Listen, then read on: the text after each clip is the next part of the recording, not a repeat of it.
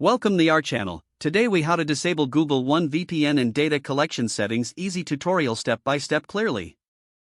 To disable Google One VPN, start by opening the Google One app on your device. Once the app is open, look for the VPN option in the main menu. Tap on the VPN option to access the VPN settings.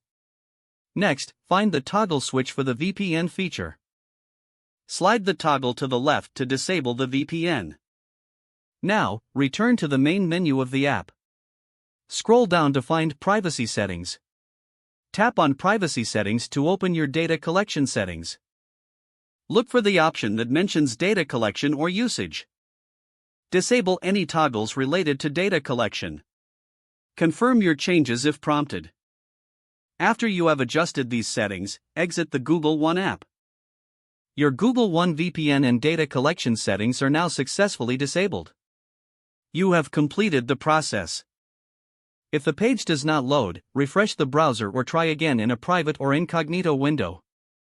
Make sure you are using the correct email address, then retype it carefully to avoid small typos. If your password is not accepted, use the reset option and create a new strong password you can remember. Check your spam folder for verification or security emails, then complete any requested confirmation steps. Enable two-factor authentication if available to improve account security and reduce unauthorized access risk.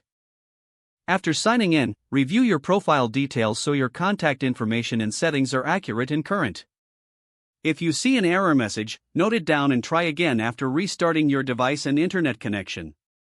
Log out when you finish, especially on shared devices, to keep your account and payment information secure. If the page does not load, refresh the browser or try again in a private or make sure you are using the correct email address, then retype it carefully to avoid small typos. If your password is not accepted, use the reset option and create a new strong password you can remember. Check your spam folder for verification or security emails, then complete any requested confirmation steps. Enable two-factor authentication if available to improve account security and reduce unauthorized access risk. After signing in, review your profile details so your contact information and settings are accurate and current. If you see an error message, note it down and try again after restarting your device and internet connection. Don't forget to like this video and subscribe to our channel for more step-by-step tech guides.